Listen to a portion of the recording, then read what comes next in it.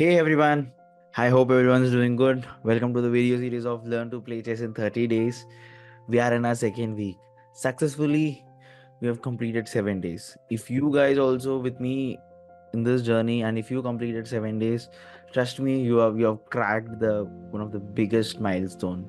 Doing something for 7 days straight and doing homeworks, it should have brought some clarity to you. And now we will jump into actual chess.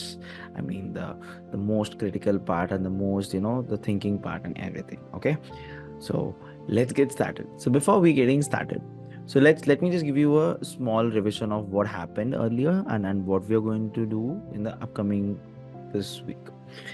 So firstly, we just took an analogy of chessboard and warfield, and by the fact I'm going to use Tamil in between because after the first masterclass I've got many reviews that there is, if it could be Tamil and English, that would be great. So நம்ம என்ன பண்ணோம்னா first வந்து chess போர்டுக்கும் battle ஃபீல்டுக்கும் ஒரு analogy எடுத்துகிட்டு like நம்ம chess board பற்றி ஃபுல்லாக தெரிஞ்சுக்கிட்டோம், பீசஸ் பற்றி ஃபுல்லாக தெரிஞ்சுக்கிட்டோம், பீசஸ் எப்படி மூவ் ஆகும் தெரிஞ்சுக்கிட்டோம், அதுக்கப்புறம் பீசஸோட வேல்யூ தெரிஞ்சுக்கிட்டோம். சரிங்களா? அப்புறம் அட்டாக்னா என்னன்னு தெரிஞ்சுக்கிட்டோம், டிஃபென்ஸ்னா என்னன்னு தெரிஞ்சுக்கிட்டோம். அப்படின்னா இப்போ சும்மா சொல்லணும்னா எந்த இடத்துல சண்டை போட போகிறோம், எந்த இடத்துல வார் நடக்க போகுதுன்னு தெரியும், அட்டாக் எப்படி பண்ண போகிறது, இப்படி அட்டாக் பண்ணால் எப்படி டிஃபெண்ட் பண்ண போகிறது. ஸோ இதெல்லாம் வந்து நம்ம படிச்சுக்கிட்டோம், தெரிஞ்சுக்கிட்டோம். இப்போது நம்ம என்ன பண்ணோம், அப்புறம் பீஸோட வேல்யூஸும் தெரிஞ்சுக்கிட்டோம், அப்புறம் கேஸ்ட்லிங் கொஞ்சம் கொஞ்சம் கொஞ்சம் சின்ன சின்ன ஸ்பெஷல் மூவ்ஸும் தெரிஞ்சுக்கிட்டோம். இன்றைக்கி நம்ம என்ன பார்க்க போகிறோம்னா, இன்றைக்கி வந்து நம்ம ஓப்பனிங் பிரின்சிபல்ஸ் தான் பார்க்க போகிறோம். ஓப்பனிங் பிரின்சிபல்ஸ்னால் என்ன? What is opening principles? You might be wandering, right? See it's simple. இப்போ நம்ம வந்து செஸ் ஆட போகிறோம்ல, ஃபஸ்ட்டு ஃபியூ மூவ்ஸ் ஆட போகிறோம்ல, நம்ம என்ன ஆட போகிறோம், நம்மளோட அந்த பேசிக் ஸ்ட்ராட்டஜிஸ் என்ன, நம்ம அதுதான் தெரிஞ்சுக்க போகிறோம். சரிங்களா? ரொம்ப ஈஸியாக தான் நம்ம பேசிக் ஸ்ட்ராட்டஜிஸ் என்னன்னு தான் நம்ம தெரிஞ்சுக்க போகிறோம். ஸோ இந்த ஓப்பனிங் பிரின்சிபல்ஸ் வந்து 2 பார்ட்டாக வரும், ஏன்னா அது ரொம்ப லென்த்தி. ஸோ 2 பார்ட்டாக வரும். ஸோ அது வந்து நீங்கள் சும்மா விளையாடும் போது உங்கள் பேக் ஆஃப் த மைண்டில் வச்சுக்கிட்டிங்கன்னா ஆட்டோமேட்டிக்காக உங்கள் கேம் கரெக்ட் ஆயிரும். சரிங்களா? நீங்கள் அதுக்குன்னு எதுவுமே தனியால் எதுவும் பண்ண தேவையில்லை. நான் சொல்கிறத வந்து உங்கள் பேக் ஆஃப் த மைண்டில் நீங்கள் வச்சுக்கிட்டிங்கன்னா போதும், அது ஆட்டோமேட்டிக்காக ஒர்க் ஆயிரும். சரிங்களா? ஸோ அகெயின் ஓப்பனிங் பிரின்சிபல்ஸ் தான் என்னென்னா, இப்போ நம்ம ஆடுறோம் இல்லையா, இப்போ நம்ம இது வரைக்கும் நீங்கள் என்னென்ன ஆடிருப்பீங்க, நம்ம இது வரைக்கும் சும்மா என்னென்னவோ ஆடிருப்போம், இங்கே ஆடிருப்போம், இங்கே ஆடிருப்போம், நம்ம இந்த மாதிரி என்னென்னமோ ஆடிருப்போம். சரிங்களா? கரெக்டுங்களா? இங்கே ஆடிருப்போம், என்ன நடந்து நம்ம என்ன ஆடுறோன்னோ தெரியாது, இந்த மாதிரிலாம் நம்ம ஆடிருப்போமா, இப்படி ஆடிருப்போம், அடுத்து என்னன்னு தெரியாது. ஸோ இந்த மாதிரிலாம் நம்ம ஆடிருப்போம். ஓப்பனிங் பிரின்சிபல்ஸ் என்ன பண்ணோம்னா, நமக்கு வந்து ஒரு ஸ்ட்ரக்சரல் ஐடியா தரும். ஹே, இதுதான்ப்பா பண்ணணும், இதுதான்ப்பா பண்ணணும், இந்த மாதிரி பண்ணால் இது கரெக்டுப்பா, இது தப்பு, அதோட ரீசன் என்ன. சரிங்களா? ஸோ ஃபஸ்ட்டு பிரின்சிபல் வந்து என்னன்னா, fight for centre. Fight for centre தான் இருக்குதுலையே first principle. Okay, fight for சென்டர்னா இப்போது நான் உங்களுக்கு சொல்லியிருக்கேன்னு நினைக்கிறேன், செஸ் போர்டு 64 ஸ்கொயருங்களா. இந்த இந்த ரீசனை நல்லா தெரிஞ்சு வச்சுக்கோங்க, அப்புறம் வந்து உங்களுக்கு ஈஸியாக தெரிஞ்சிடும் ஏன் நம்ம வந்து அந்த 4 ஸ்கொயருக்கு இது பண்ணணும். சரிங்களா? Chess board 64 ஸ்கொயருங்களா. ஸோ அதில் we already have 30 to 16 squares occupied with the pieces, correct? அவங்களுக்கும் 16 square occupied with pieces. So என்னாச்சு, 16 + 16 32 ஆயிடுச்சு. சரிங்களா? இப்போது அவங்களால இந்த ஸ்கொயர்ஸில் பீஸே வைக்க முடியாது, கரெக்டுங்களா? ஏன்னா நம்ம எங்கே வச்சாலும் நம்ம பான் எடுத்துரும், கரெக்டுங்களா? அதே லாஜிக் கோஸ் டு இவங்களுக்குமா, நம்ம எங்கே வச்சாலும் அவங்க எடுத்துருவாங்களா, வச்சுருவாங்களா? இப்போது நம்மளும் வைக்க முடியாது, அவங்களும் வைக்க முடியாதா? அப்போ என்னாச்சு, அப்போ 16 + 8 24 24 + 24 48 இப்போ ரெஸ்ட் எவ்வளோ ஸ்கொயர் இருக்குது, 16 ஸ்கொயர் தான் இருக்குங்களா. ஸோ இப்போ இந்த 16 ஸ்கொயரில் நம்ம கான்சென்ட்ரேட் பண்ணணும்னா, இப்போ இந்த 16 ஸ்கொயரில் எப்போவுமே இந்த சென்டர் 4 ஸ்கொயர் நம்ம பிடிச்சிட்டோம்னாவே இது சென்டர் ஸ்கொயர்னு சொல்லுவோம். E4 D4 E5 D5 இதுதான் நம்ம சென்டர் ஸ்கொயர்னு சொல்லுவோம். ஸோ சென்டரில் உங்கள் பேஸ் ஸ்ட்ராங்காக இருந்துச்சுன்னா, உங்கள் வார் ஃபீல்டில் சென்டரில் வந்து உங்களுக்கு ஸ்ட்ராங்காக இருந்துச்சுன்னா, உங்களுக்கு வந்து கேமே ரொம்ப ஈஸியாக இருக்கும். அந்த சென்டர் தான் இந்த 4 ஸ்கொயர். சரிங்களா? அதனால தான் ப்ளே ஃபார் த சென்டர்னு சொல்கிறோம். ஸோ ப்ளே ஃபார் த சென்டருங்கும் போது நீங்கள் என்ன பண்ணலாம்னா, டேரெக்டாகவும் சென்டரில் உங்கள் ப்ரெசன்ஸை வைக்கலாம், இல்லை இன்டேரக்டாகவும் வைக்கலாம். ஸோ நீங்கள் டேரெக்டாக வச்சிங்கன்னா ரொம்ப ஸ்ட்ராங்காக இருக்கும். இன்டேரக்டாகவும் ஸோ நீங்கள் கேட்கலாம், ஹே சார், அப்போது டேரெக்டாக வச்சா மட்டும்தான் கரெக்டாக, இன்டேரக்ட் வச்சா தப்பானா? அப்படியெல்லாம் எதுவும் இல்லை. இன்டேரக்டாகவும் ஓப்பனிங்ஸ் எல்லாம் இருக்குது, இன்டேரக்டாக சென்டரை பிடிக்கிற மாதிரி ஓப்பனிங்ஸும் இருக்குது. ஸோ நீங்கள் இன்டேரக்டாகவும் வைக்கலாம். பட் ஆனால் இப்போ வந்து நம்ம ஸ்டார்ட் பண்ணும்போது எப்போவுமே வந்து it's always good to start with centre. சரிங்களா?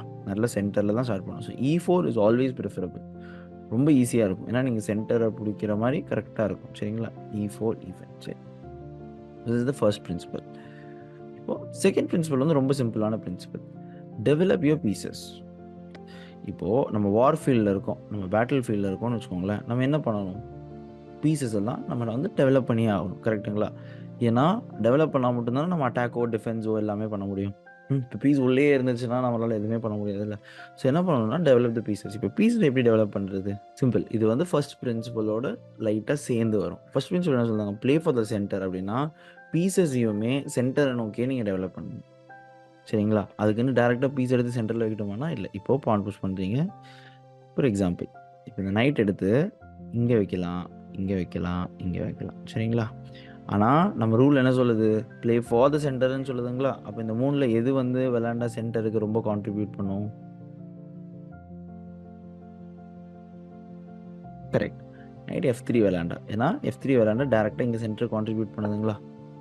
இங்கே இந்த சென்டர், இந்த ஸ்கொயர் கான்ட்ரிபியூட் பண்ணுதுங்களா? இப்போது இது இங்கே விளையாண்டா என்ன? Out of centre. இது வந்து கார்னர்ஸா?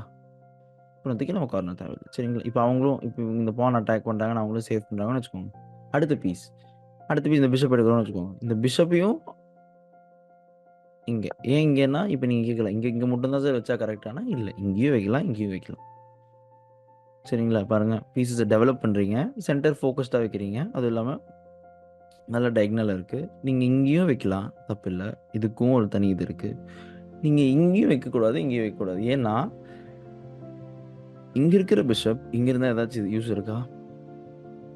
நீங்களே யோசிச்சு பார்த்துக்கோங்க. இங்கே இருக்க பிஷப் ஒரு பீஸ் எடுத்து நீங்கள் வெளியே வைக்கிறீங்க, ஒருத்தங்களை எடுத்து ஒரு ரோல் கொடுக்குறீங்க. அந்த ரோல் கொடுக்கும்போது அவங்க எந்த இடத்துல இருந்தால் கரெக்டாக இருக்கும் சொல்லுங்கள்? அதே லைனில் ஒரே ஒரு தள்ளி நின்று இந்த போய் நீங்கள் ரோல் பண்ணுன்னா அது என்ன ரோல் பண்ணும்? அதுக்கு எக்ஸ்போஜர் என்ன? எதுவுமே இல்லையா? ஸோ நம்ம அது தேவையில்லாமல் ஒரு டஃப் ஸ்பாட்டில் போடுறோமா? ஸோ பெட்டர் அதை நம்ம எடுத்து இங்கே வச்சோன்னு வச்சுக்கோங்களேன். இந்த மாதிரி எக்ஸ்போஜராக இங்கே வைக்கும்போது அதுக்கு நல்ல எக்ஸ்போஜர் இருக்குது. சரிங்களா? இப்போ ஏன் கோச் இங்கே வைக்கக்கூடாதுன்னு கேட்டிங்கன்னா, இப்போ நம்ம எந்த ஒரு பீஸுமே நமக்கே நம்ம இடைஞ்சலாக வைக்கக்கூடாது. சரிங்களா? இப்போது இந்த பீஸ் இங்கே இருக்குன்னு வச்சுக்கோங்களேன். இப்போ நீங்கள் இந்த பீஸ் இங்கே இருக்குன்னா இந்த பானை எப்படி தள்ளுவீங்க? இந்த பானை தள்ளலைன்னா இந்த பிஷப் எப்படி எடுப்பீங்க? நீங்கள் என்ன சொல்லலாம், சார் ஓகே கோச், நான் வந்து பானை இப்படி தள்ளி நான் பிஷப் இப்படி எடுத்து நான் இப்படி வெளியே எடுத்து அட்டாக் சென்டர்லாம் பண்ணிக்கிறேன்னா, பட் ஆனால் நைட்டிங் இருக்கும். ஸோ என்னென்னா லாங் ரனில் வந்து நம்ம பீஸை சிம்பிளாக சொல்லணும்னா நம்ம பீஸ் நமக்கே இடைஞ்சலாக இருக்கக்கூடாது. சரிங்களா? ஸோ அப்போ அதுக்கு வந்து இதுதான் கைண்ட் ஆஃப் நல்ல மூவ். சரிங்களா? இல்லை இதுதான் வந்து ஒரு கைண்ட் ஆஃப் ஒரு நல்ல மூவ். சரிங்களா? இப்போ அவங்களும் பீஸ் டெவலப் பண்ணுவாங்கன்னு வச்சுக்கோங்க. ஆனால் நம்ம அதுக்கும் அதுக்கு தகுந்த மாதிரி பீஸ் டெவலப் பண்ணுறோம். இப்போ ஒரு ரூல் இருக்குது. அதுதான் நம்ம கேஸ்லிங் படித்தோமா?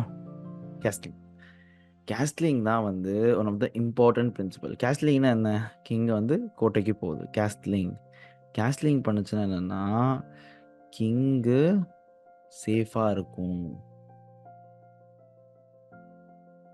ஏன்னா நம்ம எண்ட் ஆஃப் த டே நம்ம யாரை காப்பாற்றணும்? கிங்கை தான் காப்பாற்றணும். கிங்கை தான் நம்ம காப்பாற்றணுமா? அப்போ கிங்கை தான் நீங்கள் கேஸ்லிங் பண்ணணும். பீசஸ் டெவலப் பண்ணிட்டீங்களா? இந்த லைன் ஃப்ரீ ஆயிடுச்சா? பீசஸ் எல்லாம் ஓரளவுக்கு டெவலப் பண்ணிட்டீங்களா? இந்த லைன் ஃப்ரீயாக தானே இருக்குது. டக்குன்னு சான்ஸ் கிடைக்கும் போது கேஸ்லிங் பண்ணிடுங்க. கேஸ்லிங் எப்படி பண்ணணும்னு சொல்லியிருக்கேன். கிங்கை வச்சு 1 2 நீங்கள் கிங்கை தான் தொடணும் ஃபஸ்ட்டு. நீங்கள் கேட்கலாம், ஹே கோச் நான் ரூக்கை தொட்டு கேஸ்லிங் பண்ணுமானா, ரூக்கை தொட்டால் ரூக் மூவ் வரும். கிங்குக்கு தான் அந்த ஸ்பெஷல் பவர் இருக்குது. சரிங்களா? இப்பவும் சொல்கிறேன், கிங்குக்கு தான் அந்த ஸ்பெஷல் பவர் இருக்குது, ரூக்குக்கு இல்லை. ரூக்கை தொட்டுறாதீங்க. ரூக்கை தொட்டுட்டு ரூக் இங்கே வச்சுட்டு சார் கேஸ்லிங் பண்ணலாமான்னா அப்படி ஆகாது, ஆகவே ஆகாது. அப்போ என்ன பண்ணணும்? கிங்கை தொட்டுட்டு கிங்கை G1 வச்சுட்டு அதுக்கப்புறம் ரூக் எடுத்துகிட்டு F1 வைக்கணும். சரிங்களா? Okay, that's it folks.